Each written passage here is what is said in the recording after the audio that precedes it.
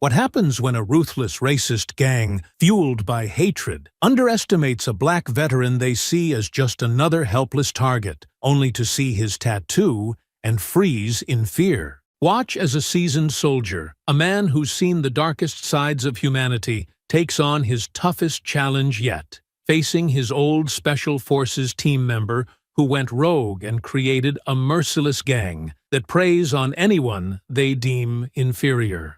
Before we go any further, comment where in the world you are watching from, and make sure to subscribe. The late morning sun filtered through the cafe's large windows, casting soft patterns of light across the polished wooden tables. The place was quiet, save for the low hum of conversations and the occasional clink of a ceramic mug being set down. David Carter, seated at his usual corner booth, glanced out the window as he sipped his coffee. The steam rose slowly, curling like smoke against the light. At 68, David had carved out a routine that suited him. The cafe was a sanctuary of sorts, a place to sit, think, and enjoy the rhythms of ordinary life. He stretched his legs beneath the table, the stiffness in his knees reminding him of the years spent in service. Despite the aches, he was still solidly built, his posture commanding respect without effort. "Refill, Mr. Carter?" Grace's warm voice cut through his thoughts. He smiled up at her. "Why not? Keeps me young." Grace chuckled as she topped off his mug, her auburn curls bouncing. "Not many people could keep up with you, young or old." She lowered her voice. "Have you noticed those guys outside?" David glanced through the window. 4 men loitered near the cafe's entrance, their laughter carrying faintly on the breeze. They leaned against the brick wall, their body language sharp and territorial. David took another sip, his expression unreadable. "They've been hanging around more lately," Grace added, her voice tight. "I've heard things about them." "Don't worry about me," David replied evenly, his eyes not leaving the men. The bell above the door jingled as the group entered, their boots thudding against the floor, conversations hushed. The leader, a burly man with a shaved head and a confident sneer, scanned the room. He locked eyes with David, his grin widening as if drawn to a challenge. "Well, well," the man drawled, sauntering toward David's booth. "Looks like the old guard's still kicking." David met his gaze without flinching. He didn't respond, letting the moment stretch. The silence between them was taut, the air charged with something unsaid but deeply understood. The man's smirk faltered for the briefest second, but he recovered quickly. "Mind if we join you?" he asked, the question clearly rhetorical. David leaned back slightly, his calm voice cutting through the tension. "That depends. Can you handle sitting quietly?" The burly man grinned as he slid into the booth across from David without waiting for an invitation. His cronies loitered by the counter, their stares hard and mocking as they surveyed the room. The hum of conversations faded into uneasy silence, leaving only the faint clatter of a spoon against a mug. "You don't get it, old man," Mike began, leaning forward with a grin that didn't reach his eyes. "There's places for people like you. And this ain't one of them." David met his gaze, calm and steady. "Didn't know there were rules for sitting in a cafe." Paul, the wiry one with a patchy beard, barked a laugh. "Oh, there's rules. First one, know your place. Second one, don't think you're welcome when you're not." He glanced at David's weathered hands and added, "You really think anyone here gives a damn about some old black veteran?" The others snickered, their laughter sharp and hollow. Grace, standing behind the counter, slammed her hands on the counter. "Enough! You don't talk to him like that in my cafe." Mike turned toward her, his smirk deepening. "Your cafe," he repeated mockingly. "This whole town's ours, Grace. You think anyone here's gonna stand up for you?" "For him?" He gestured toward David with a flick of his hand. "I do," Grace said, though her voice wavered. "Now leave." Mike ignored her, leaning closer to David. "Tell me, old-timer, what's it like? Spending your life thinking you fought for something real? Thinking you mattered? You don't. Never did. Not here. Not anywhere." David's jaw tightened, but his expression remained calm. Paul stepped closer, crossing his arms. "Yeah. What did you even fight for? A country that barely tolerates you? Bet you spent more time cleaning boots than firing a weapon. They don't want you, old man. Hell, Nobody does. The words stung the air, heavy with venom. A few patrons shifted uneasily in their seats, but no one said a word. Must feel good, Mike continued, his voice dripping with mockery. Sitting here, pretending you belong. Pretending anyone's gonna stand up for you when it really counts. But you don't. Black. White, it doesn't matter. You're just another nobody trying to relive his glory days in a town that doesn't care. David finally set his coffee cup down. The clink of ceramic against wood unnaturally loud in the tense silence. Funny, you seem to care an awful lot about me sitting here. Mike's grin faltered, but he recovered quickly. Care? Nah, we just don't like seeing people like you getting comfortable where you're not wanted. Paul chimed in, sneering. Yeah, you think you're tough? Bet you didn't even see real combat. Bet you were just another token they threw into the ranks to make themselves feel good. David's voice was low, steady. You talk a lot for someone who's never earned the right to be in those ranks. The comment struck a nerve, and Paul lunged forward. But Mike stopped him with a hand on his chest. Easy, Paul, he said, though his own smile had turned into a thin line of irritation. He turned back to David. Let me make this real simple for you, old man.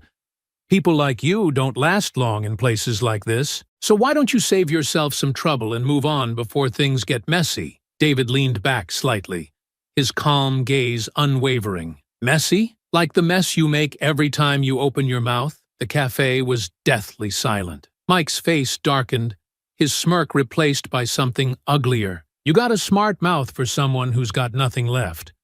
But don't worry, we'll fix that. He stood abruptly, towering over David. Come on, boys. Let's leave the war hero to his coffee. We've got more important things to do. The gang moved toward the door, but as they reached it, Mike turned back, his voice loud enough for everyone to hear. But hey, if you're feeling brave, maybe come see us outside, old man. Let's see if you've still got any fight left in you. Paul laughed, adding, Yeah, show us what a big, tough soldier you are. Bet you won't even make it down the block without needing a nap. Mike smirked one last time and spat on the floor near David's booth. That's for all the worthless soldiers who thought they were good enough. Spoiler alert, you're not. The bell above the door jingled as they left, their mocking laughter lingering in the air. Grace let out a shaky breath, her voice trembling with anger. David, I'm so sorry. I didn't think they'd... David raised a hand, silencing her. He stood slowly, his movements deliberate, his eyes fixed on the door. It's not your fault, Grace, he said quietly, brushing the wrinkles from his sleeve. She frowned, concern etched on her face. David, what are you doing? He didn't answer, his hand grazing the edge of his forearm before he walked toward the door. I'll be right back, he said, his voice calm but heavy with purpose. The midday sun bore down on the street as David stepped out of the cafe. Across the road, the gang loitered in an alleyway, their laughter harsh and grating. David adjusted his jacket, his steady strides carrying him toward them, his expression unreadable. Mike noticed him first and let out a mocking laugh. Well, well, looks like the old man found his courage. What's the matter, Grandpa? Couldn't handle us having the last word? David stopped a few feet away, his gaze sharp. You left before you finished your story. Thought I'd come out here and get the full version. Paul snorted. What story? We already told you everything you need to know. Guys like you don't belong here. That's all there is to it. Mike stepped closer, his grin widening. Yeah, but since you're so curious, I'll spell it out for you. We're cleaning up this town, getting rid of the filth that's been dragging it down for years. That means your kind. David's voice was low and steady. And what kind is that? Paul sneered, leaning against the brick wall. Don't play dumb.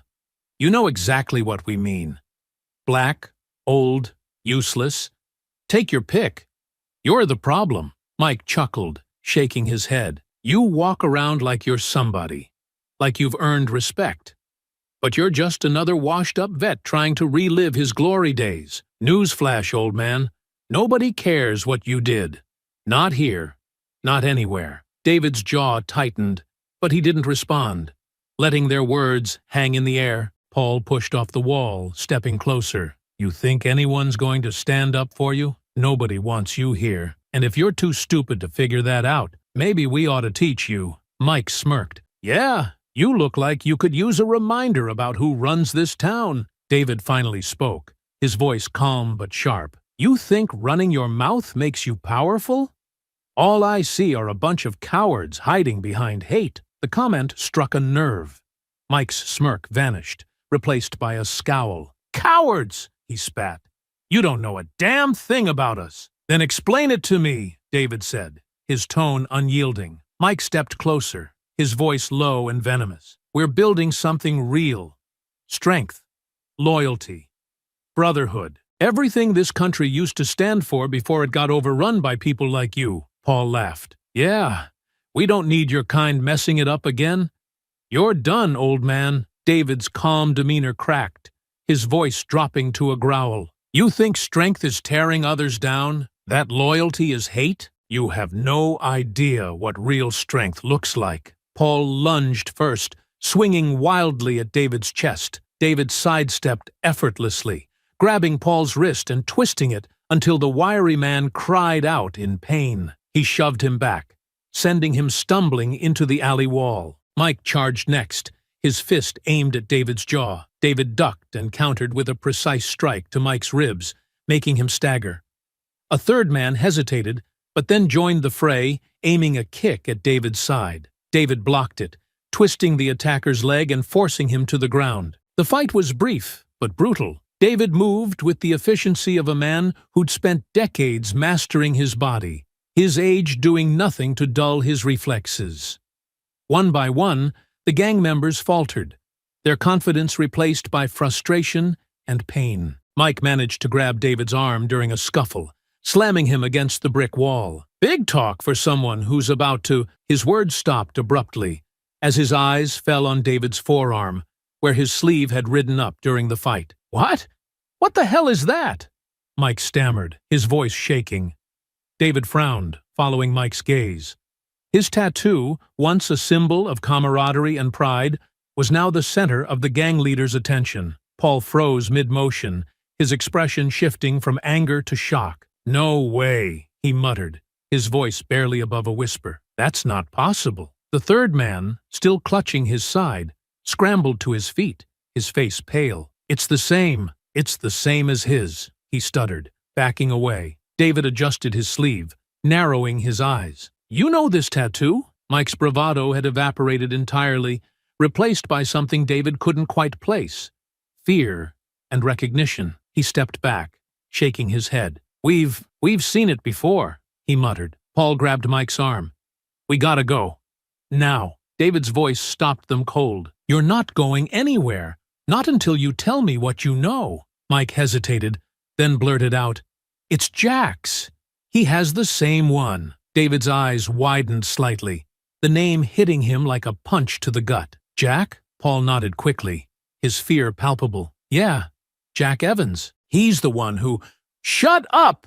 Mike snapped, but it was too late. David's expression hardened, pieces of a puzzle falling into place. "I'm going to find Jack," David said coldly. "And when I do, you'll wish you'd stayed out of my way." The gang exchanged terrified glances, their earlier bravado shattered. Without another word, they turned and fled, disappearing into the shadows of the alley. David rolled his sleeve back down, his mind racing. Jack Evans, a name from his past, a man he'd once called a comrade. And now, a man who was clearly at the heart of something far darker than David had imagined. As he turned back toward the cafe, his resolve hardened. This wasn't over, not by a long shot. The cafe was quieter than usual when David stepped back inside, the door's bell ringing softly above him. Grace stood behind the counter, her face tight with worry. The handful of remaining patrons glanced at him, their expressions a mix of curiosity and unease, before quickly returning to their drinks. David walked to his corner booth and sat down heavily, his thoughts a storm of questions and memories. Grace hesitated for a moment before walking over, holding a fresh pot of coffee. She set it down on the table and slid into the seat across from him. "What happened out there?" she asked, her voice low but urgent.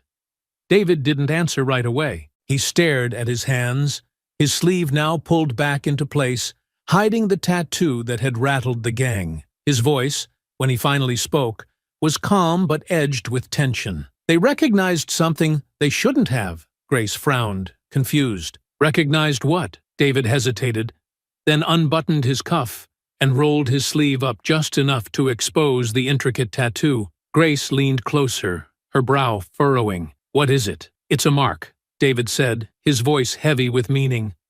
A mark of the unit I served with. Elite forces. We called ourselves the Ghosts. He paused, letting the weight of the words sink in. Not many people know about us, and the ones who do, they don't forget. Grace stared at the tattoo, then at David, her concern deepening. And they knew what it was? David nodded. They knew. They recognized it immediately. And they mentioned a name. Jack Evans. He leaned back, crossing his arms as his eyes narrowed in thought. He was part of my unit. We served together, but we never saw eye to eye. Jack always had ideas, twisted ideas about loyalty, strength, and what it meant to be part of something bigger. Grace's voice dropped to a whisper. Do you think he's connected to them? To that gang? David's jaw tightened. It's not a coincidence. Jack's the type who'd twist what we stood for into something ugly. If he's leading them, it means he's taken the values we bled for and turned them into a weapon for hate. Grace's hands trembled slightly as she clasped them together. What do you think they're planning? Why are they here? David shook his head. I don't know yet. But whatever it is, it's bigger than some punks harassing people in a cafe. They talked about cleaning up the town and taking it back. His voice grew colder. It's hate, plain and simple, and Jack's behind it. Grace glanced at the other patrons, lowering her voice further. You're not thinking of getting involved, are you? David, these people are dangerous. David met her gaze, his eyes steely. I've faced dangerous people before, and I'm not about to let them poison this town with their hate, especially not if Jack's involved. Grace leaned forward, her voice urgent. You're not in the field anymore, David. You're one man. What if they come after you, or after the cafe? David's lips pressed into a thin line. If they come after me, they'll regret it. And if they think they can bully this town into submission, they've got another thing coming. He paused, then added, I need to know more about them. Where they operate, what they're planning. Can you think of anyone who might have seen or heard something? Grace thought for a moment before nodding. There's a guy who works nights at the gas station on Main. He's always talking about the trouble they cause. Says he sees them hanging around a warehouse by the old train tracks. Maybe he knows something. David nodded. That's a start. If they've got a base of operations, that's where I'll begin. Grace reached out, her hand briefly touching his arm. Just be careful, David. I've seen the way they look at people who stand up to them. They don't just want to hurt you. They want to make an example out of you. David's expression softened slightly. I've been an example before, Grace. This won't be the first time. He rolled his sleeve back down and buttoned it. But, thank you. Grace hesitated, then stood up, pouring another cup of coffee for him before walking back behind the counter. David watched her go, his mind already turning over what he'd learned. Jack Evans. After all these years, it made sense now. The fear he'd seen in their eyes when they recognized the tattoo. Jack had always been a leader, but not in the way that inspired trust or camaraderie.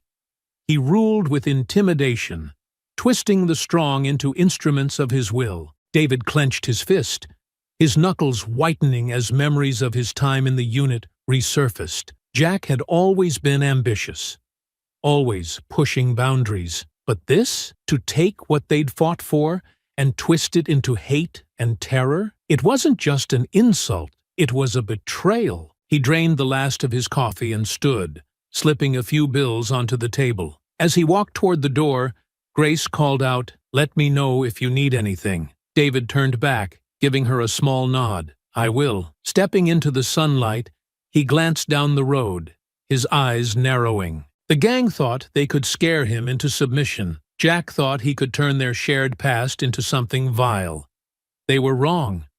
David Carter was no stranger to danger. And this fight, it was only just beginning. The sun dipped low in the sky as David approached the edge of town, his boots crunching softly on the gravel road. The air smelled faintly of rust and oil, a lingering reminder of the trains that had once passed through the now abandoned tracks. Ahead, the outline of the warehouse came into view, a hulking structure of corrugated metal and shattered windows, its edges softened by overgrown weeds. David slowed his pace, scanning the area.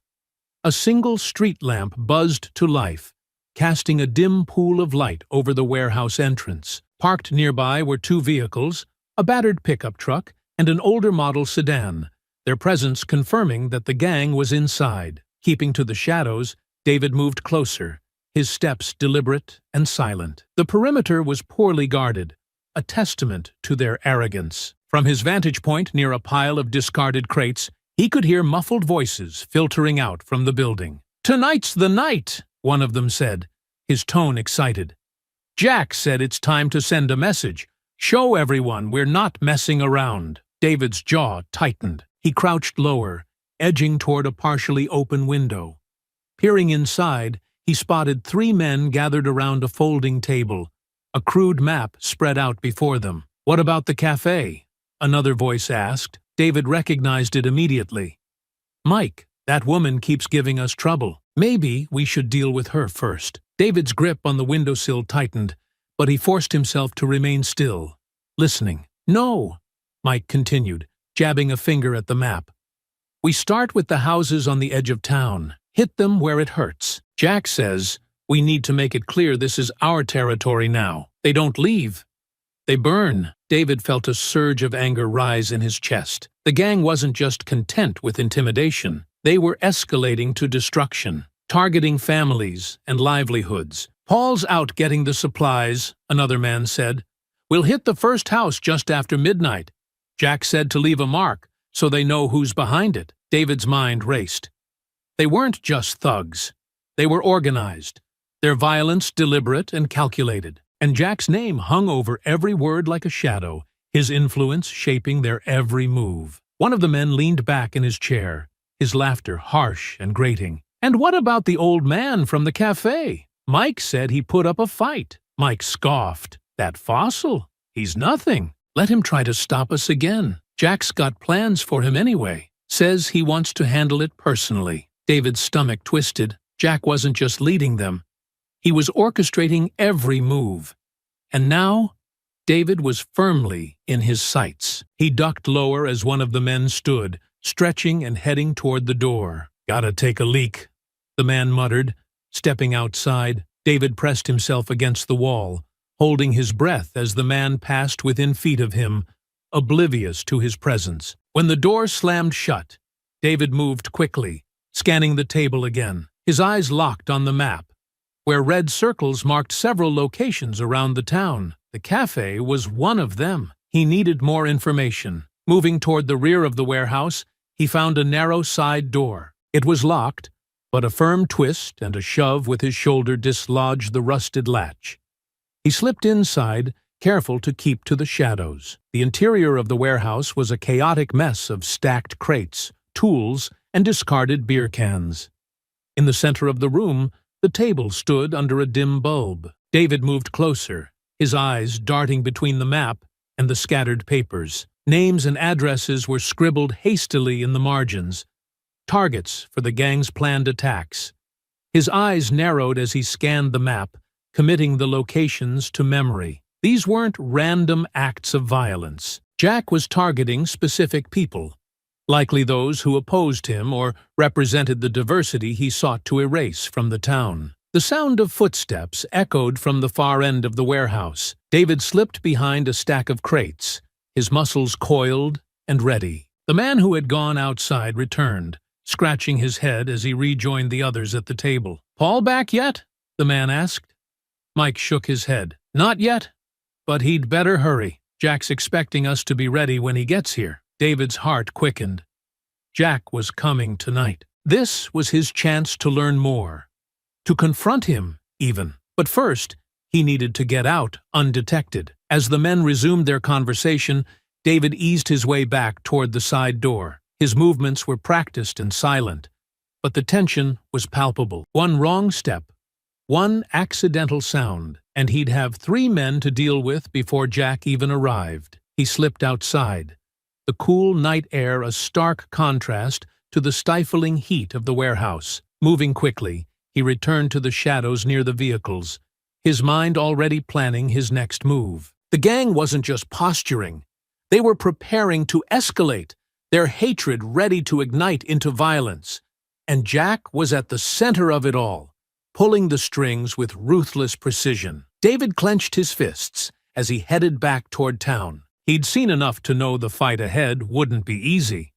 But if Jack thought he could use their shared past to spread terror, he was about to learn just how wrong he was. The sun dipped low in the sky as David approached the edge of town, his boots crunching softly on the gravel road. The faint scent of rust and oil lingered in the air near the abandoned train tracks, where the warehouse loomed like a forgotten giant. Its corrugated metal walls were streaked with grime, and shattered windows dotted its frame, offering glimpses of the shadowed interior. David stopped a few yards away, crouching behind a pile of discarded crates. 2 vehicles sat parked near the warehouse, a battered pickup truck and a sedan with peeling paint. Voices drifted from inside, muffled but agitated. Keeping to the shadows, David edged closer, his steps silent. As he approached an open window, the voices became clearer, their tone tinged with malice. "Tonight's the night," one of the men said, his words clipped and eager. "Jack wants us to hit 'em hard.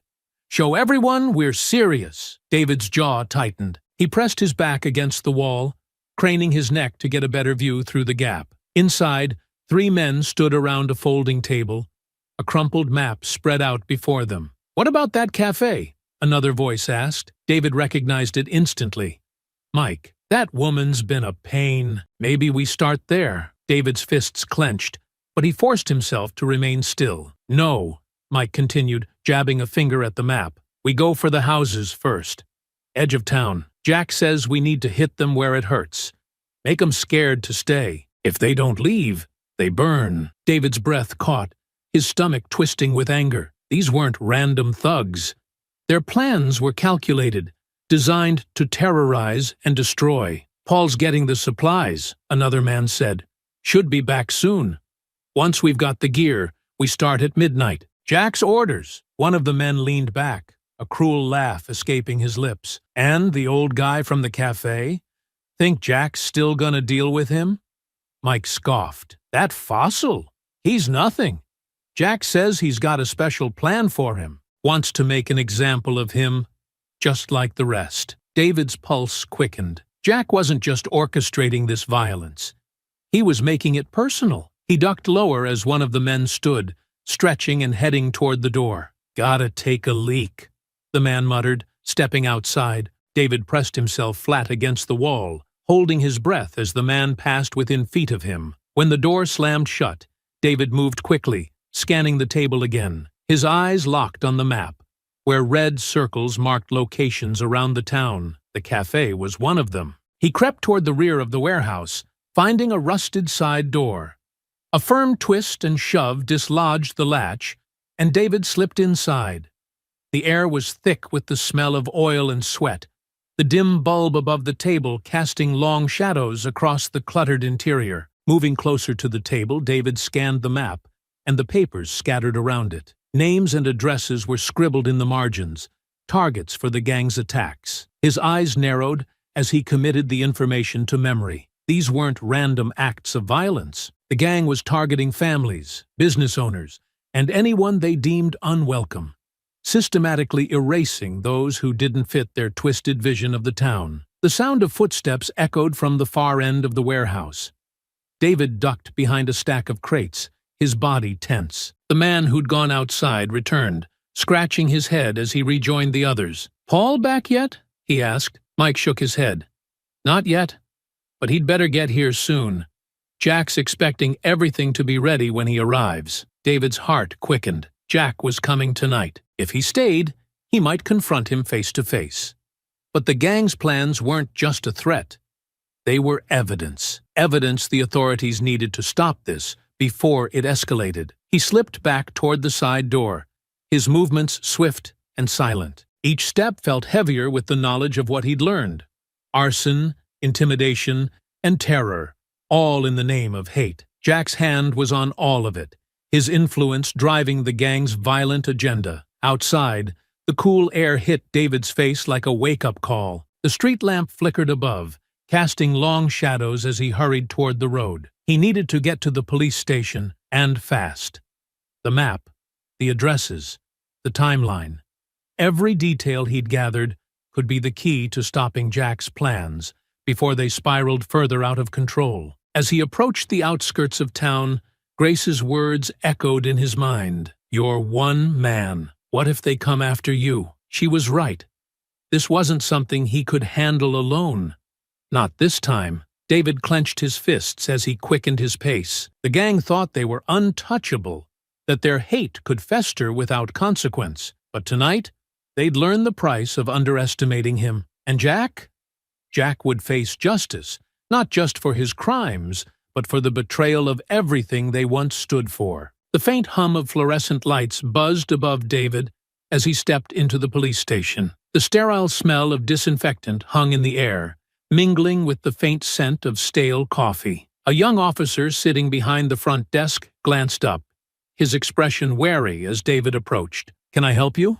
the officer asked, his tone flat. David placed his hands on the counter, his voice steady but urgent. "I need to report a planned attack.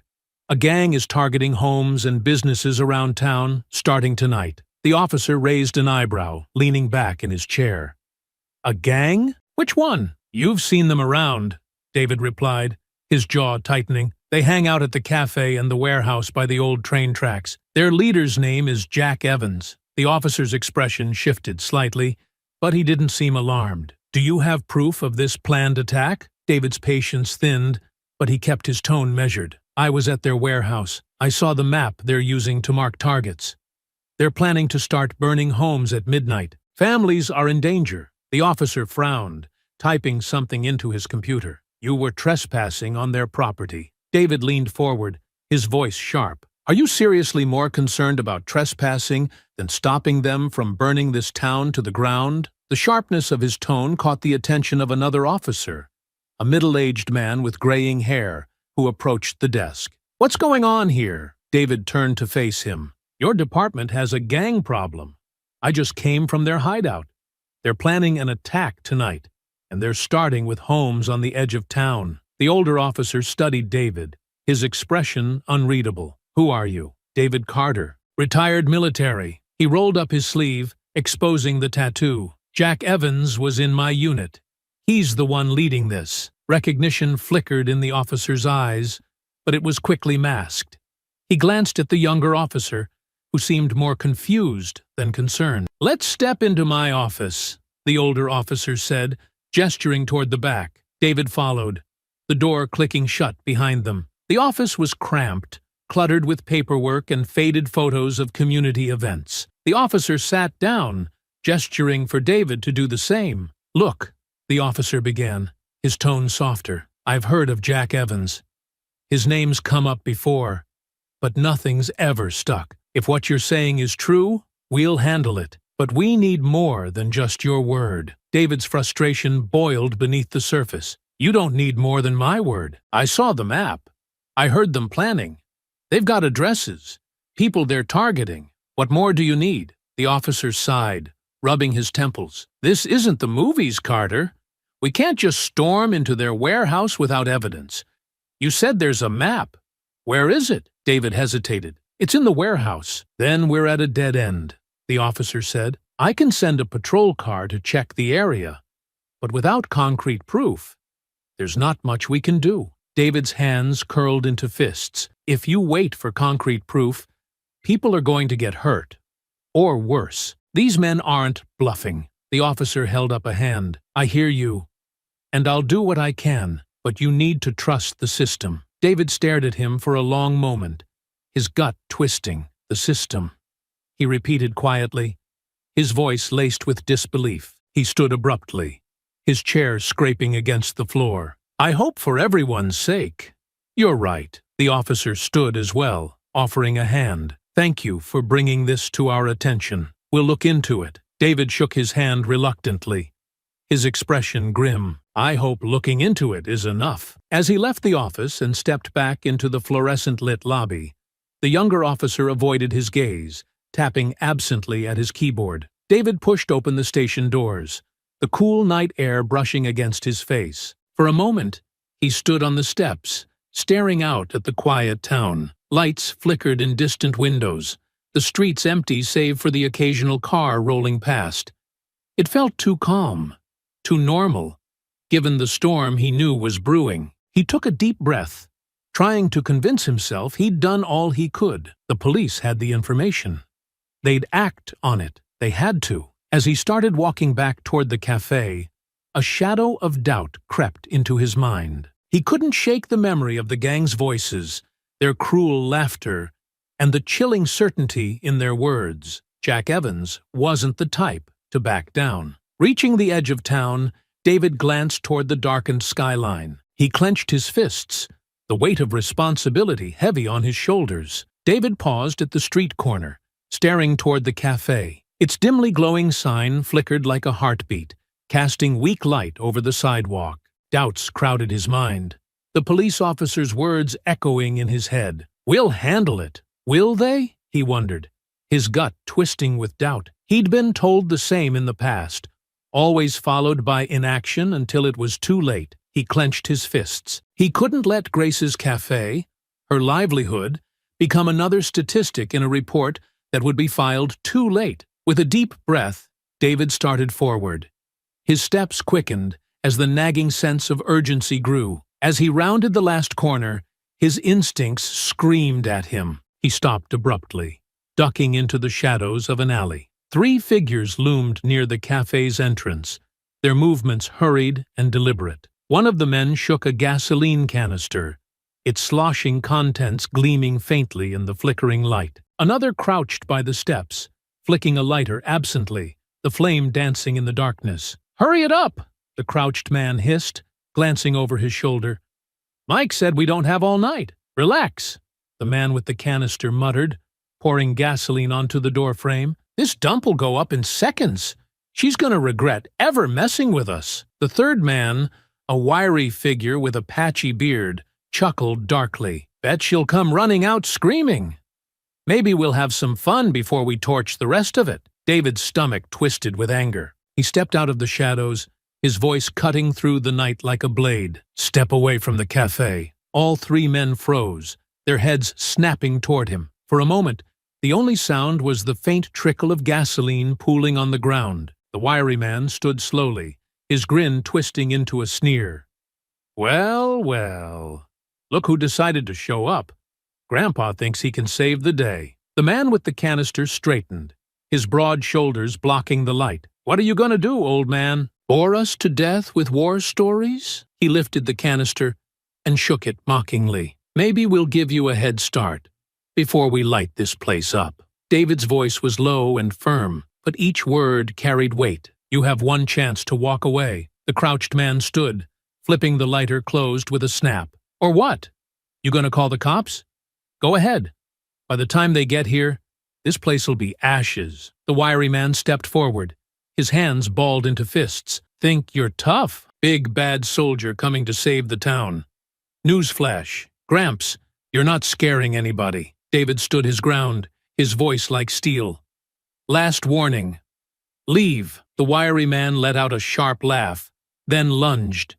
David sidestepped, grabbing the man's arm and twisting it behind his back. The wiry man howled in pain as David shoved him hard into the cafe wall. "Get him!" the man with the canister shouted, rushing forward. He swung the heavy container like a weapon, aiming for David's head.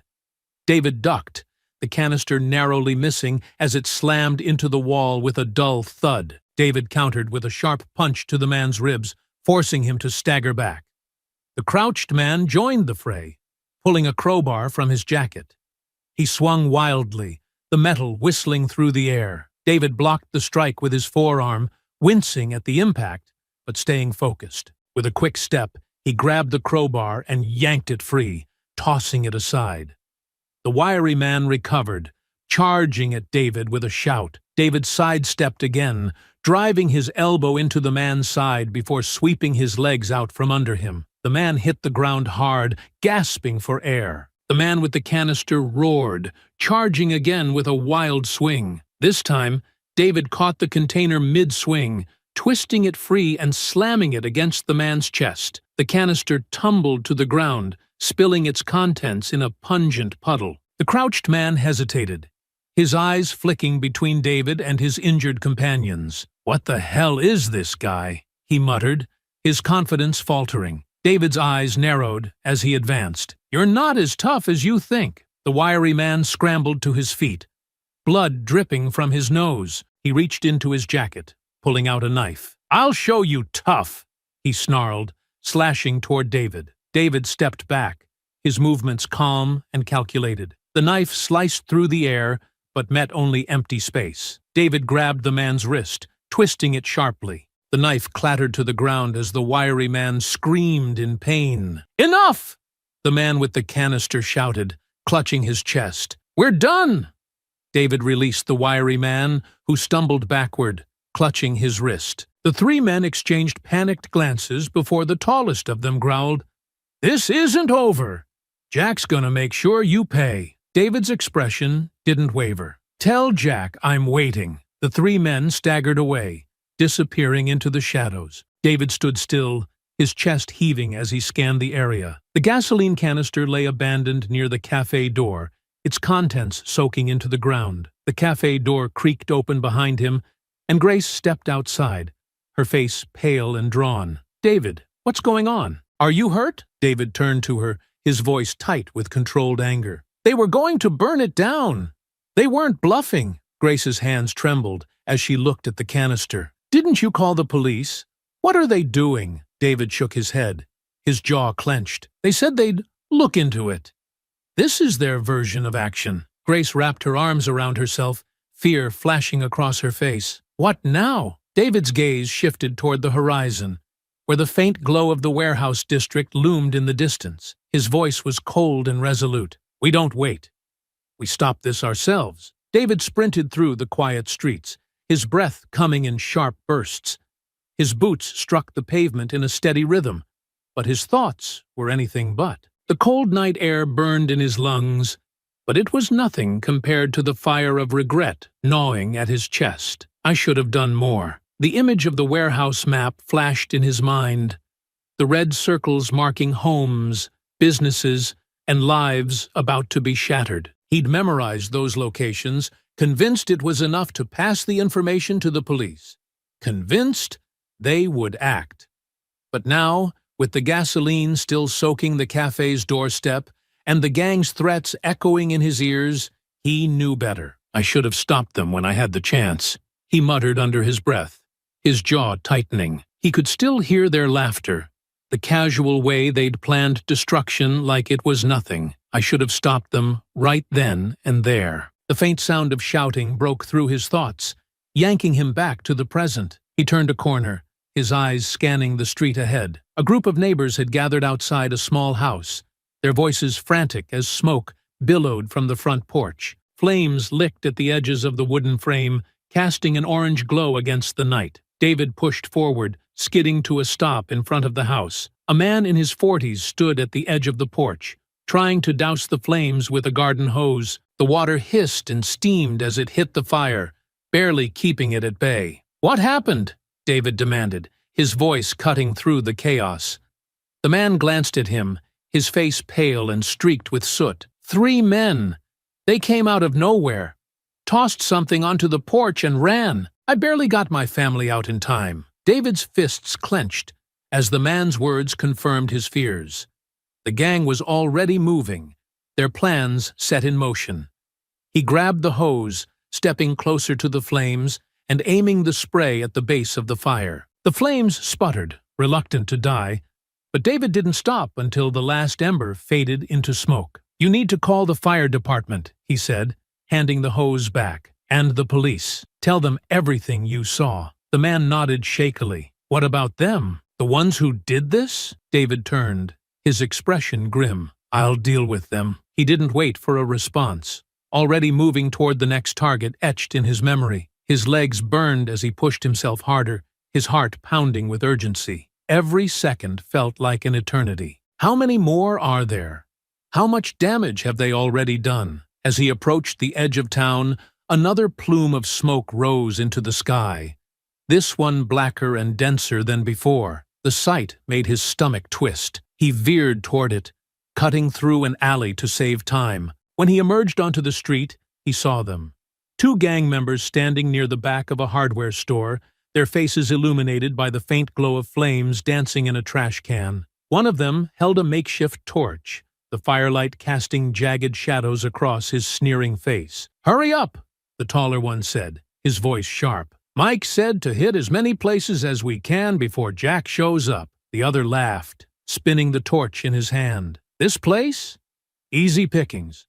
Nobody here to stop us." David stepped forward, his voice echoing in the stillness. "You're wrong about that." The two men spun around, their eyes narrowing as they took him in.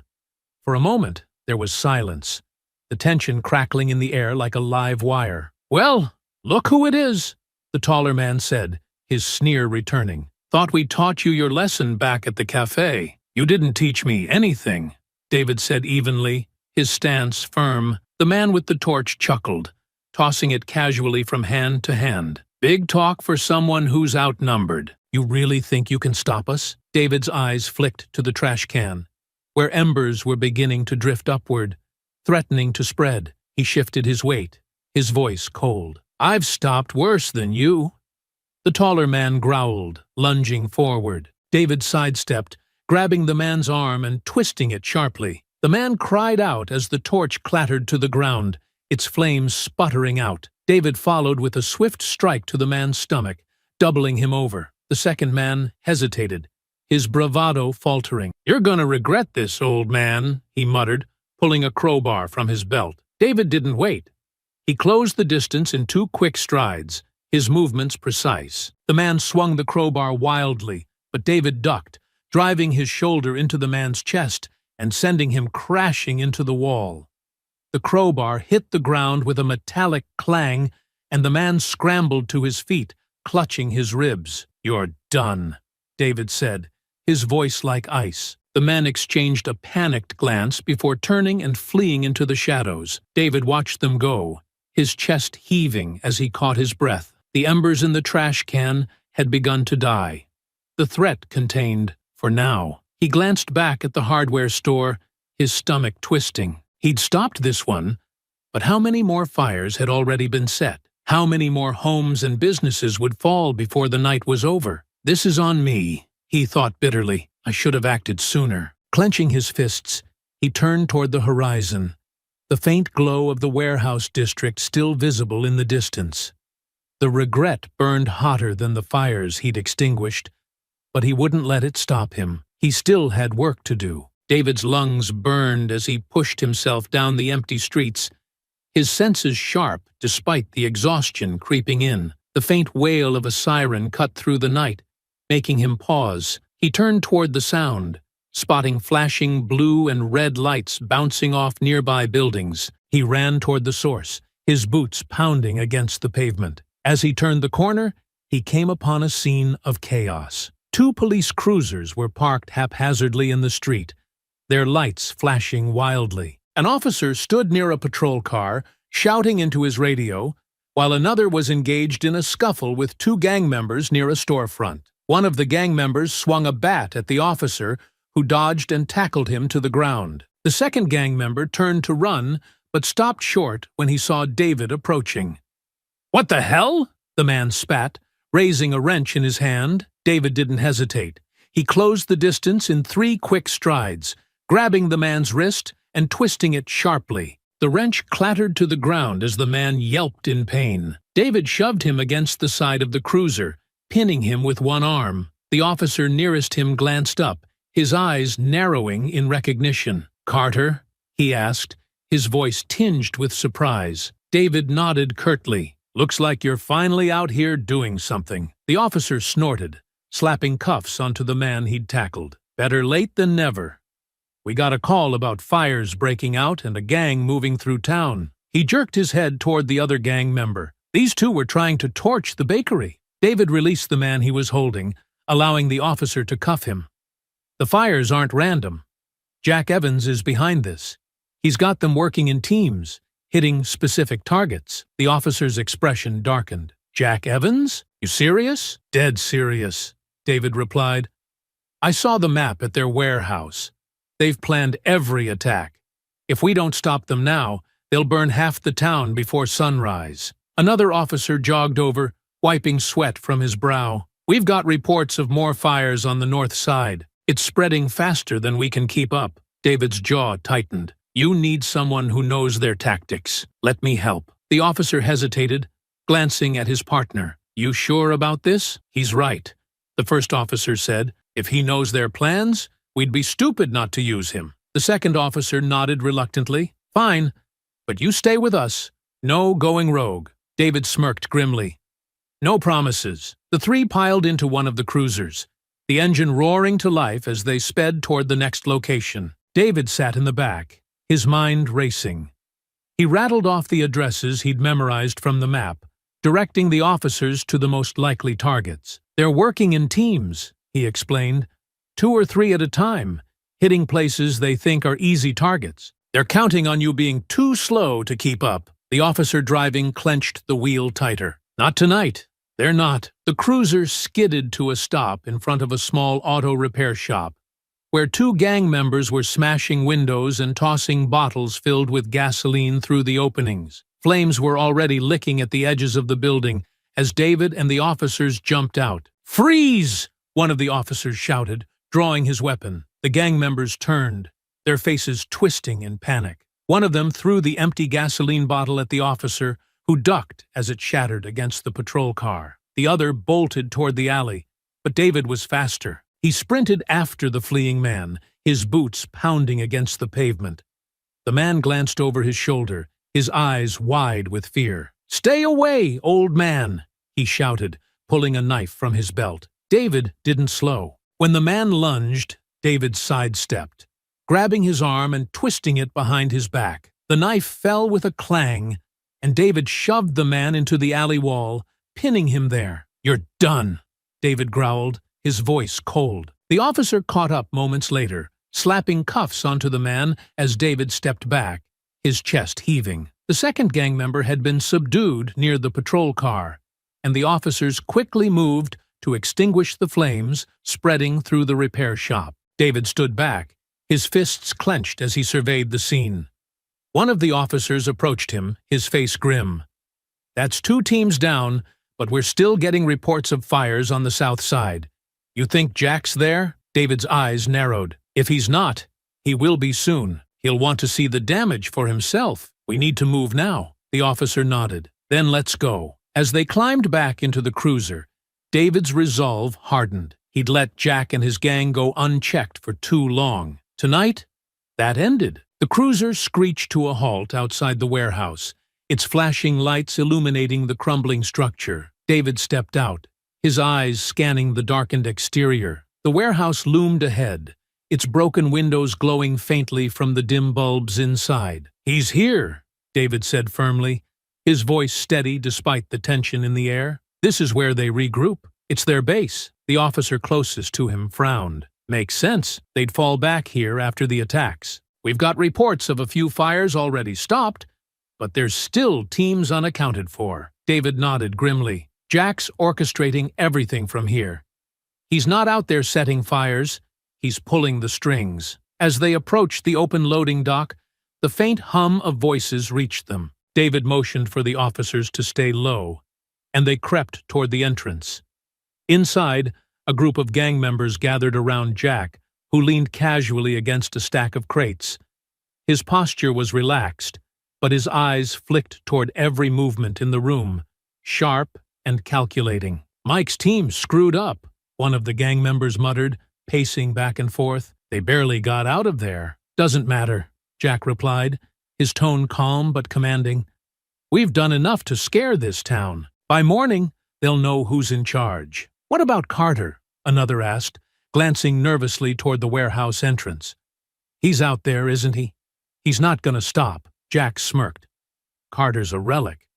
He doesn't understand what we're building here. Let him chase shadows while we finish the job." David stepped into the open, his voice cutting through the room like a knife. "You think I don't understand, Jack?" The gang froze, their heads snapping toward him. Jack turned slowly, his smile fading into a faint look of surprise. "David," he said, his tone almost amused, "I was wondering when you'd show up." David's eyes narrowed as he took another step forward. "It's over. Call your men off." Jack shook his head, his smirk returning. "You always were predictable. Still playing the hero? Thinking you can save everyone? But this isn't the battlefield, David. This is my world now. This?" David gestured to the gang members, to the chaos around them. "This isn't strength. This is cowardice. Hiding behind a gang of fools to do your dirty work." Jack's expression darkened. "Careful, David. You're outnumbered, and your badge-wearing friends won't save you." One of the officers stepped into the warehouse, his weapon drawn. "Police! Everyone down, now!" Jack's men erupted into motion, grabbing weapons and scattering. Two lunged toward David, forcing him to duck as a crowbar swung past his head. He countered with a sharp elbow to the nearest attacker's ribs, sending him sprawling. "Keep them busy," Jack barked, backing toward the far end of the warehouse. "I've got other things to handle." David's head snapped toward him. "You're not going anywhere, Jack." But Jack was already slipping into the shadows, his movements swift and deliberate. David turned his attention back to the gang, who were engaging the officers in a chaotic brawl. One officer wrestled a bat away from a gang member, while another exchanged blows with a wiry man wielding a wrench. David moved quickly, grabbing a metal pipe from the ground and blocking a swing aimed at his head. "You think you're gonna stop us, old man?" snarled one of the gang members, lunging at David with a knife. David sidestepped, grabbing the man's wrist and twisting sharply. The knife clattered to the ground, and David shoved the attacker into a stack of crates. "You're nothing but pawns in Jack's game," he said coldly, turning toward the next threat. The officers fought alongside him, their voices commanding as they shouted for the gang to surrender. But the fight was fierce,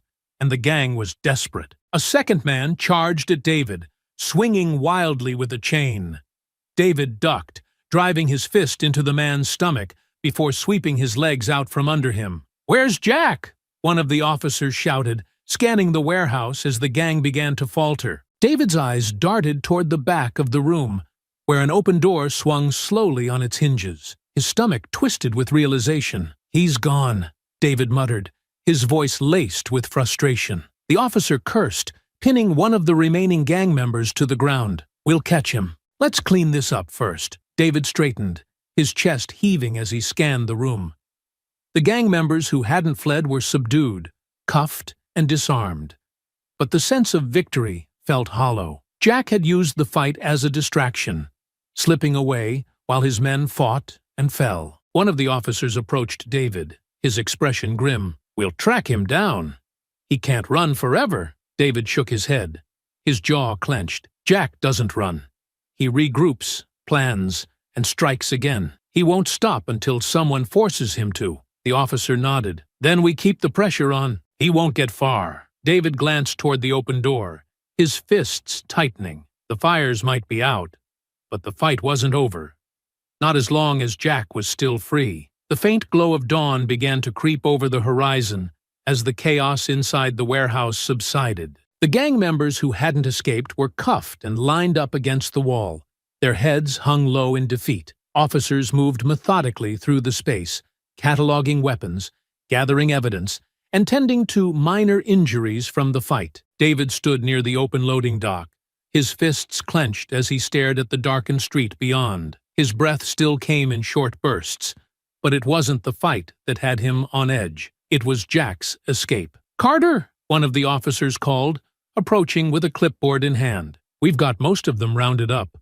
A few managed to slip out during the fight, but nothing major. This will cripple them for a while." "For a while," David echoed, his tone flat. "Jack's still out there. As long as he's free, this isn't over." The officer hesitated, then placed a hand on David's shoulder. "We'll catch him. We've got his name, his network. He won't get far." David shrugged the hand off, his jaw tightening. "You don't know Jack like I do. He doesn't run. He regroups, retools, and comes back stronger. You think you've got time, but he's already planning his next move. The officer frowned, but before he could respond, another called out from across the room. "Hey, we've got something!" David and the officer turned as an evidence tech held up a crumpled piece of paper. The tech unfolded it carefully, revealing a crudely drawn map with a series of marked locations. Most were crossed out, but one at the far edge of town was circled in red. "What's that?"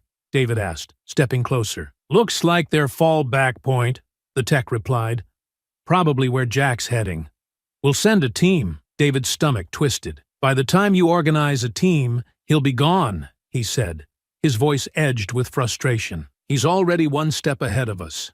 "I'm not waiting around while you sort out paperwork," the officer bristled. "We can't just send you out there alone. This is a police operation, and you'll handle it like you handled the rest of tonight?" David snapped. He took a deep breath, reining in his temper. "Look, I'm not saying you're not trying, but Jack's playing a different game. He knows how you work. He's counting on you being slow." The officer glanced at the map, then back at David. "You're really going after him, aren't you?" David's expression hardened. "You can either back me up or stay out of my way." "But I'm not letting him walk." The officer sighed, rubbing the back of his neck. "Fine, but you need to be smart about this. If you find him, call it in. Don't try to handle him alone." David didn't respond. He took one last look at the map, memorizing the location before turning toward the door. As he stepped outside, the cool morning air hit his face, carrying the faint smell of smoke and ash. The town was waking up to the aftermath of the gang's destruction. Charred buildings, shattered windows, and frightened residents piecing their lives back together. Guilt twisted in his chest. This didn't have to happen, he thought bitterly. If I'd acted sooner, maybe some of this could have been prevented. But he knew there was no undoing the past. All he could do now was stop Jack before the damage got worse. He walked quickly, his steps purposeful, as he left the warehouse district behind. Memories of Jack flooded his mind as he moved through the quiet streets. They'd once been brothers in arms, bound by a code that meant everything to David. But Jack had always walked a fine line, questioning orders, challenging authority, and embracing a darker interpretation of strength and loyalty. "I should have stopped him back then," David thought. "I saw the signs. I knew what he was capable of." He shook his head, trying to push the thoughts away. Regret wouldn't help him now. Jack was a threat, not just to the town, but to everything David stood for. He couldn't rely on anyone else to deal with him.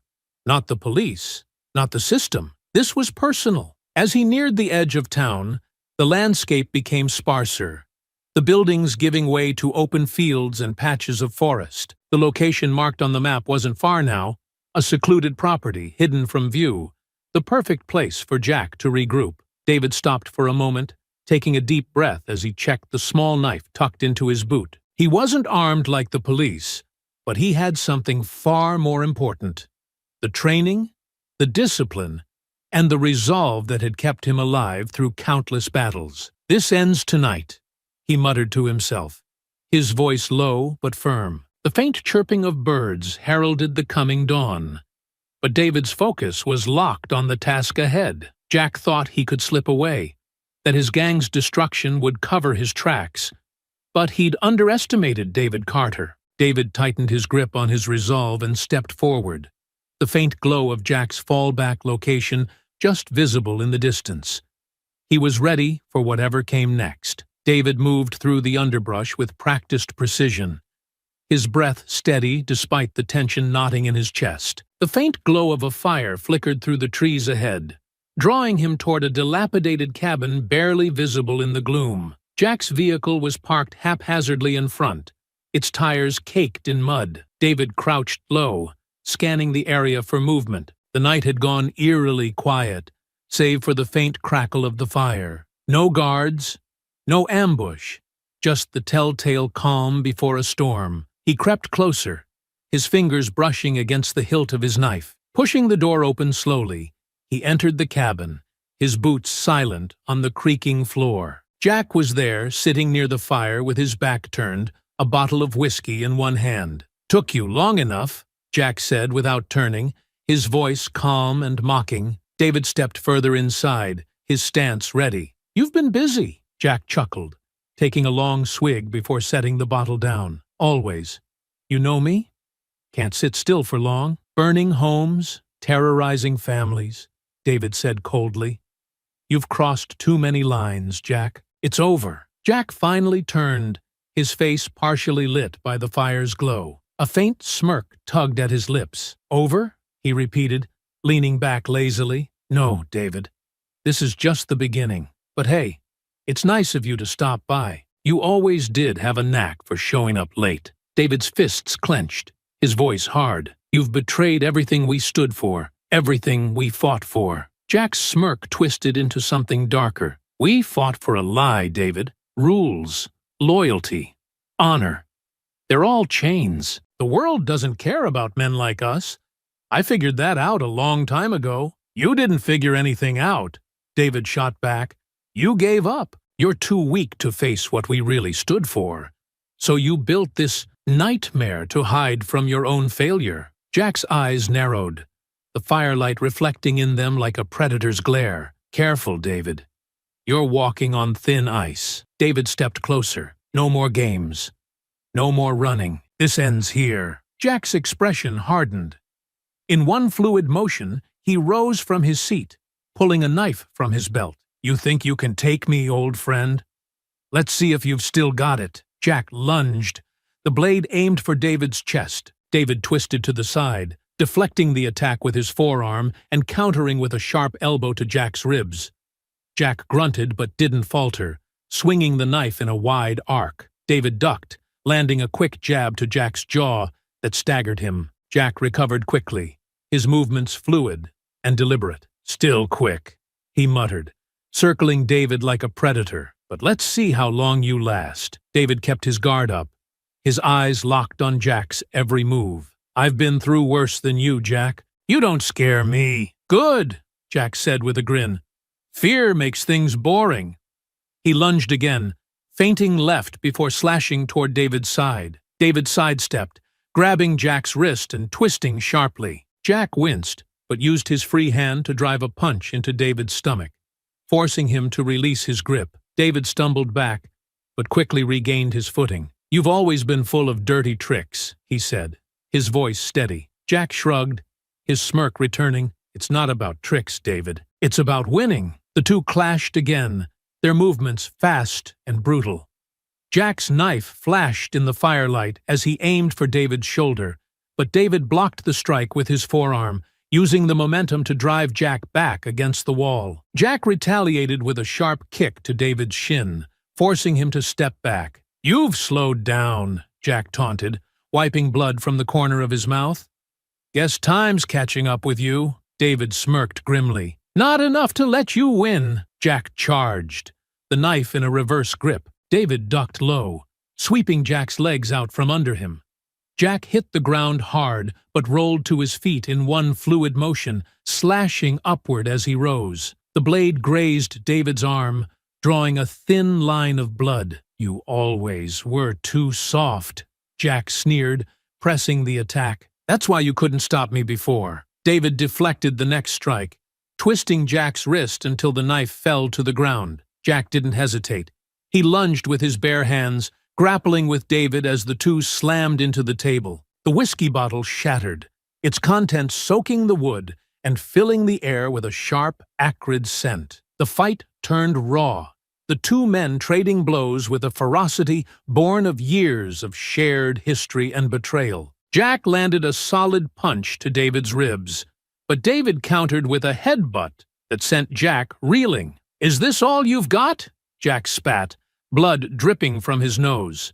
"No wonder they forgot about you. You're nothing but a relic." David advanced, his voice low and steady. "You keep talking, Jack, but it won't change how this ends." The fight paused for a moment, the two men circling each other like wolves, their breath ragged. The room felt smaller, the fire casting long shadows as it crackled behind them. Jack grinned through his bloodied face. "I've been waiting for this, David. Let's see if you've got the guts to finish it." David's eyes narrowed, his resolve like steel. "You'll wish I didn't." The two clashed again, their movements a blur of strikes and counters. Every blow carried the weight of their shared past, every strike a battle of wills. The fight wasn't just physical, it was personal, a culmination of everything they'd become. The firelight flickered wildly, casting jagged shadows as David and Jack circled each other. Their breaths came in sharp bursts, their bodies bruised and bloodied, but neither man showed any sign of stopping. The cabin seemed smaller now, the air thick with the scent of smoke, whiskey, and sweat. "You always thought you were better than me," Jack spat, his voice a low growl. "But here we are, just two broken soldiers, fighting for nothing." David wiped blood from the corner of his mouth, his gaze steady. "You're fighting for nothing. I'm here to end this." Jack lunged, his fists swinging with reckless aggression. David ducked under the first punch, grabbing Jack's arm and twisting it into a lock. Jack grunted, slamming his elbow backward into David's chest to break free. The two grappled, their boots scuffing against the whiskey-soaked floor as they wrestled for control. Jack slammed David against the wall, his hands gripping David's shoulders like a vice. "You can't win this, Carter," he snarled. "You're too soft. Always have been." David gritted his teeth, his mind racing as Jack's strength bore down on him. His eyes flicked to the shattered whiskey bottle on the ground, its jagged neck glinting in the firelight. With a sudden burst of motion, David dropped to one knee, using Jack's momentum to flip him over his shoulder. Jack hit the ground hard, the air rushing from his lungs, but he recovered quickly, scrambling to his feet. David snatched up the broken bottle, holding it defensively as Jack advanced again. "Really?" Jack sneered, his lips curling into a grin. "Gonna cut me like some street thug?" David didn't respond. Instead, he tossed the bottle into the fire, where the alcohol-soaked glass erupted in a sudden blaze. Jack flinched, his reflexes betraying his momentary shock. That was all David needed. He surged forward, grabbing a broken piece of the table. With precision born of years of training, he used it as an improvised staff, spinning it to deflect Jack's strikes and forcing him to retreat. Jack growled in frustration, throwing a wild punch that David sidestepped easily. David countered with a sharp jab to Jack's ribs, then followed with a sweep of the wooden staff, knocking Jack's legs out from under him. Jack hit the ground again, his face twisted in rage. "Stay down, Jack," David said, his voice like steel. Jack pushed himself up slowly, his movements slower now, but his eyes burned with defiance. "You think this is over?" he hissed, pulling a second knife from his boot. "It's never over." David's mind worked quickly, his gaze darting to the fire, the overturned table, and the broken remnants of the room around them. Jack was relentless, but he was predictable. His attacks fueled by anger, not strategy. As Jack lunged again, David used the staff to block the strike, twisting his body to disarm the knife with a precise strike to Jack's wrist. The knife clattered to the floor, and David followed with a quick, spinning strike that caught Jack squarely in the chest, sending him staggering back into the flame's glow. Jack coughed, his chest heaving as he steadied himself. His eyes flicked to the ground, searching for another weapon, but David was already closing in. He dropped the staff, grabbing Jack by the collar and slamming him against the wall. "You don't get to walk away from this," David growled, his face inches from Jack's. "Not this time," Jack struggled, his strength fading. "You're not better than me," he spat weakly. "You're just like me." David's grip tightened, his knuckles whitening. "That's where you're wrong." With a sharp motion, he spun Jack around, pinning his arms behind his back. He reached into his pocket, pulling out the zip ties he'd taken from the police earlier. Jack thrashed, but David's hold was unyielding. "You're done, Jack," David said coldly, securing his wrists. For the first time, Jack's bravado cracked. "You think this changes anything?" he barked. "There'll be others. You can't stop it." David pulled Jack toward the door, his steps firm and deliberate. "Maybe not, but I've stopped you." As they stepped outside, the faint glow of sunrise illuminated the clearing. The sirens in the distance grew louder, signaling that the police were closing in. Jack's defiance faded, replaced by a quiet resignation as the reality of his situation set in. "You always were too stubborn for your own good," Jack muttered. David didn't respond. He handed Jack over to the arriving officers, his expression unreadable. As the cuffs clicked into place, David stepped back, the weight of the night finally lifting from his shoulders. The fight was over. Jack was finished. The sun hung low in the sky, casting long shadows over the clearing as the last of the police cruisers pulled away. The cabin, now cordoned off with yellow tape, sat silent and broken, a stark reminder of the chaos that had unfolded just hours before. David stood near the edge of the tree line, his hands resting on his hips, as he watched the officers load the final pieces of evidence into their vehicles. One of the officers approached him, her boots crunching softly against the gravel. "It's over, Carter," she said, her voice calm but edged with fatigue. "Jack and his men are in custody. They won't be causing trouble again anytime soon." David glanced at her, his expression unreadable. "For now," he replied. "Men like Jack don't just disappear. Even locked up, they leave scars. Their poison doesn't wash away that easily." The officer shifted uneasily but nodded. "You did good tonight. The town owes you for this." David shook his head, his gaze distant. "The town doesn't owe me anything.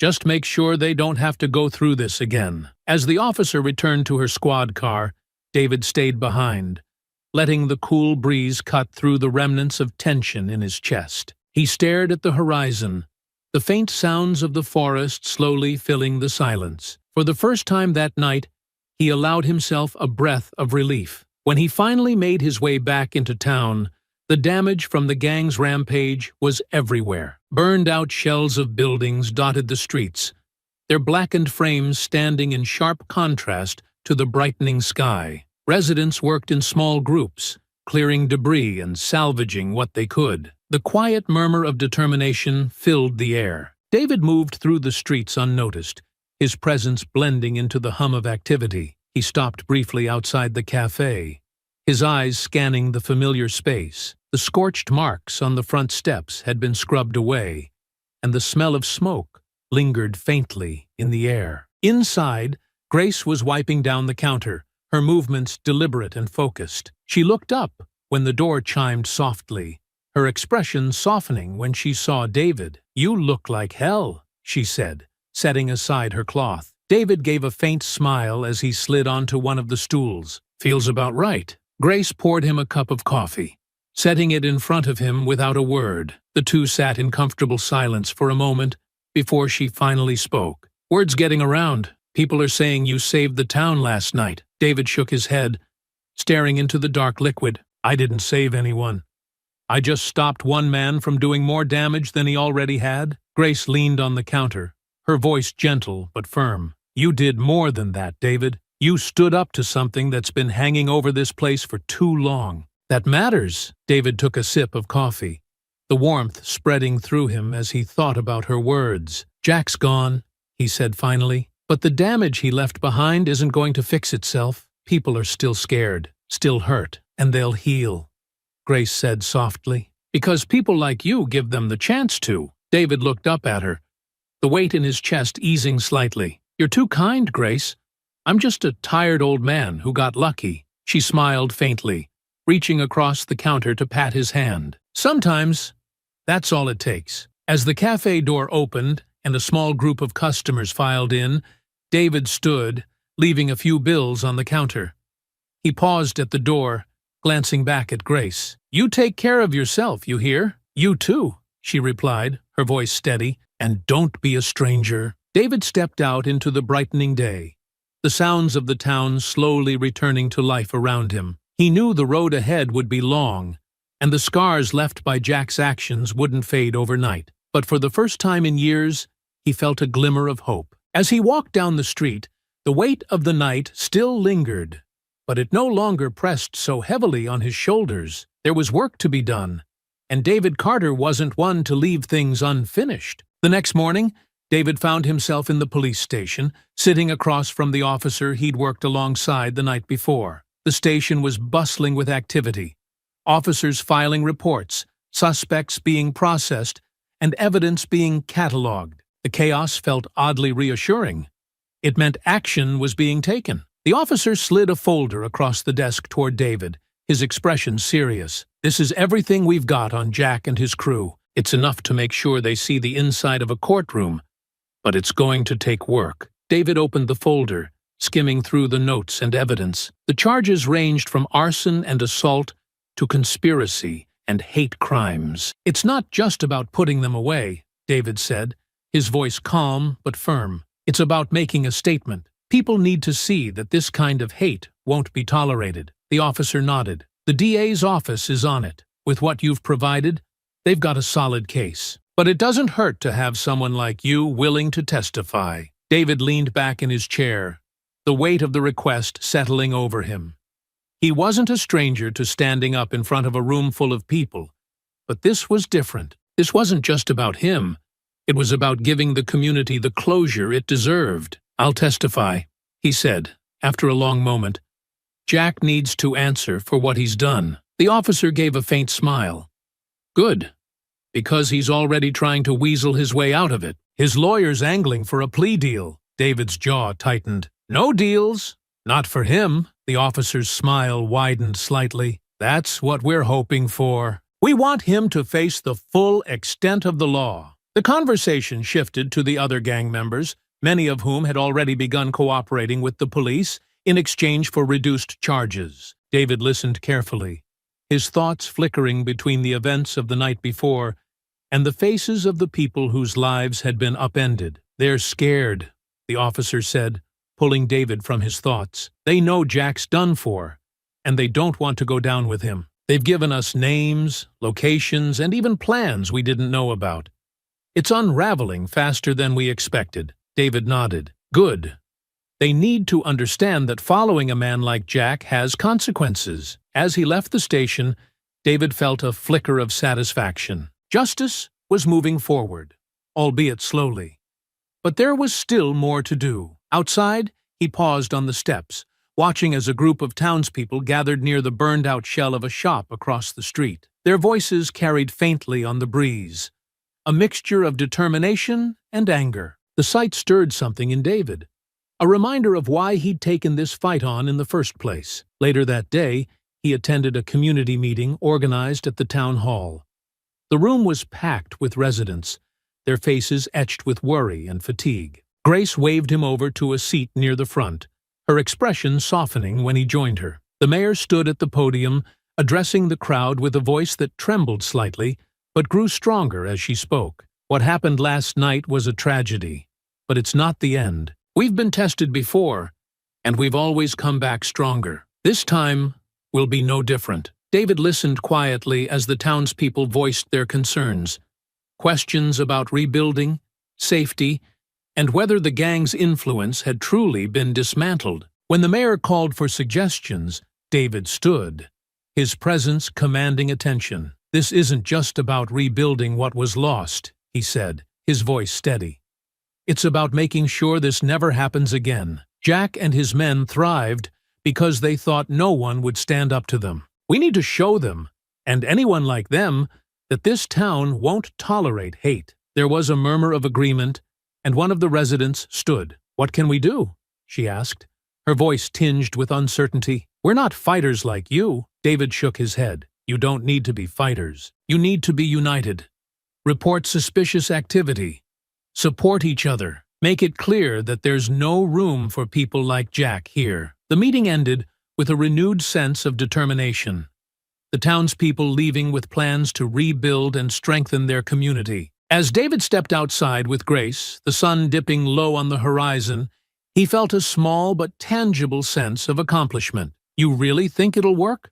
Grace asked, her voice quiet. David glanced at her, his expression thoughtful. "It has to. Otherwise, everything we fought for last night means nothing." She nodded, her gaze lingering on him. "You know, you've done more for this town than you realize." David didn't respond immediately, his eyes fixed on the horizon. "It's not about what I've done. It's about what happens next." As the evening settled over the town, David walked home, his steps heavy but purposeful. Jack's trial would come, and the town would heal. But for now, David was content knowing that the fight, at least for this moment, was over. The courtroom buzzed with muted tension as people filed in, their conversations hushed and expectant. The seats were packed with townspeople, some there out of curiosity, others seeking closure for the destruction Jack and his gang had caused. David sat near the front, his broad shoulders squared and his expression unreadable.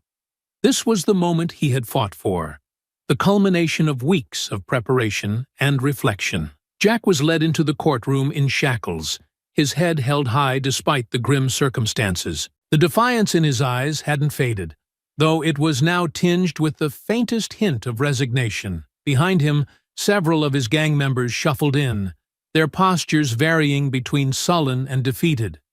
The weight of their actions and the evidence against them had finally sunk in. The trial unfolded over several days, each session exposing the gang's calculated cruelty. Prosecutors presented evidence of arson, assault, and hate crimes, weaving a damning narrative that left no room for doubt. Witnesses testified about the terror Jack and his men had inflicted on the town, their voices trembling but resolute as they recounted the events. David took the stand on the second day, his presence commanding the room. He spoke with precision and clarity, detailing the night he'd confronted Jack and his gang. His words painted a vivid picture of the danger they posed, but he also emphasized the resilience of the town and the importance of holding people like Jack accountable. "You knew him," the prosecutor said during cross-examination. "You served alongside him. Did you ever think he could become this?" David paused, his gaze steady. "I saw signs," he admitted, "but I didn't stop him when I should have. That's why I'm here now, to make sure he doesn't hurt anyone else." Jack's defense was weak at best, relying on claims of misunderstanding and attempts to shift blame onto his subordinates. But the evidence and testimonies were too overwhelming. The jury deliberated for less than a day before delivering their verdict. Guilty on all counts. When the judge handed down the sentences, the room was silent, save for the scratch of her pen as she signed the official orders. Jack received the harshest punishment, multiple life sentences without the possibility of parole. His gang members faced varying terms based on their involvement, with some sentenced to decades behind bars, and others offered reduced terms in exchange for their cooperation. As the gavel struck, a collective sigh of relief rippled through the courtroom. Justice had been served, and the specter of Jack's influence had been extinguished. Outside the courthouse, the town gathered in small groups, their conversations carrying a mix of relief and hope. Reporters snapped photos and asked questions, but most people brushed them off, focused instead on reconnecting with one another. David lingered near the steps, his hands tucked into his jacket pockets, as he watched the scene unfold. Grace appeared beside him, her expression a mix of pride and exhaustion. "It's done," she said softly. David nodded, his gaze fixed on the horizon. "For now." "You don't think it's over?" she asked, her brow furrowing. "It's over for Jack," David said, "but there are always others like him. People who think they can tear down what others have built because of their own hate and fear. This town's safe for now, but it'll take more than one trial to fix everything." Grace was quiet for a moment, then touched his arm gently. "You've done enough, David. You've given people hope. Let them take it from here." David glanced at her, his expression softening. "Maybe, but I can't help thinking there's more to do." The two stood in comfortable silence as the crowd began to disperse. The town wasn't healed, not entirely, but it was on the path to recovery. Buildings could be rebuilt, and scars could fade.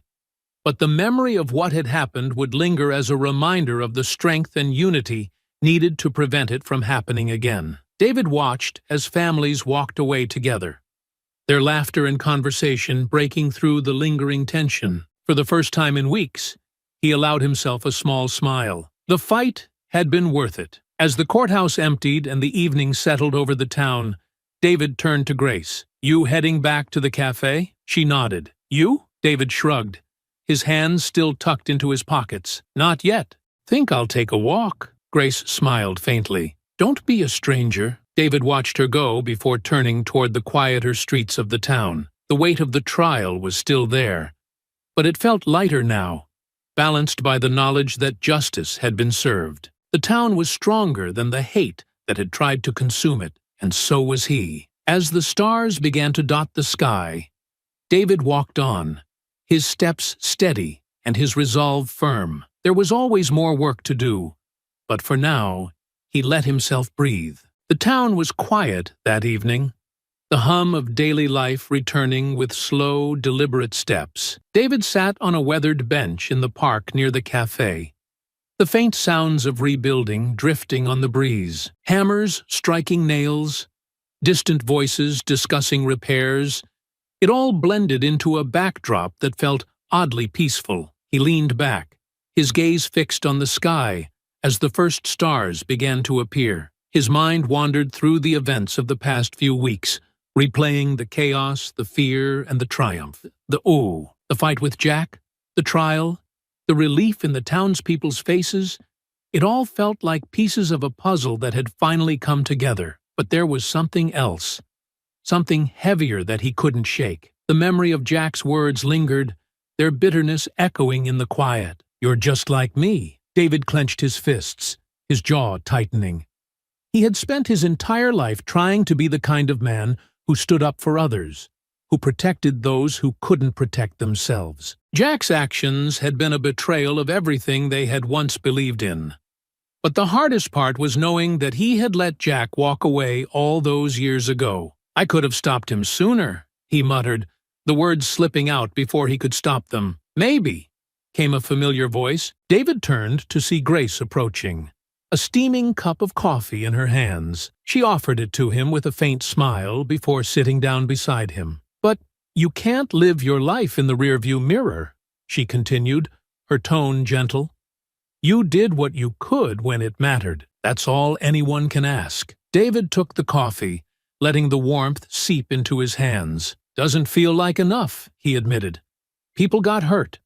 Lives were destroyed because I didn't act when I had the chance." Grace tilted her head, studying him. "Do you think you're the only one who's ever made a mistake? The only one who's ever hesitated?" She paused, letting her words sink in. "What matters is what you did after. You stood up when it counted. You made things right." David stared into the coffee, the steam rising in soft tendrils. Jack thought he was untouchable, and for a while, he was. He thrived on fear, on hate. "I didn't just fight him. I fought everything he stood for." "And you won," Grace said simply. "You gave people hope again." "That's not nothing, David." He nodded slowly, the tension in his shoulders easing slightly. "I just wish it didn't take so much." Grace smiled faintly. "The best things usually do." They sat in comfortable silence for a while, watching as the last traces of sunlight faded from the horizon. The town was far from perfect, but it was healing. The people were coming together, rebuilding not just their homes, but their sense of safety and community. David set the empty coffee cup aside, his gaze distant. "I've spent so much of my life fighting," he said quietly. "It's all I've ever known. But maybe it's time to figure out what else there is." Grace glanced at him, her expression soft. "You think you're ready for that?" David smiled faintly. "I think I might be." The sound of laughter carried on the breeze as a group of children ran past, their energy infectious. David watched them, his chest tightening with something that felt suspiciously like hope. "Maybe it's not about what I've done,"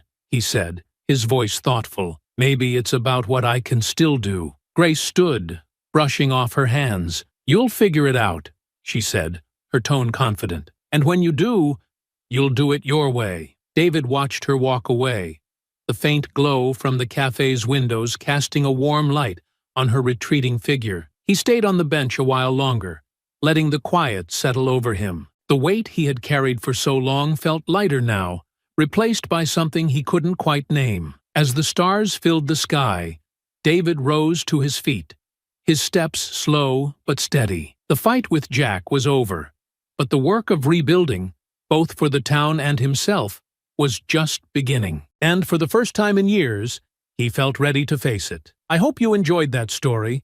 Please share it with your friends and subscribe so that you do not miss out on the next one. In the meantime, I have hand-picked 2 stories for you that I think you will enjoy. Have a great day.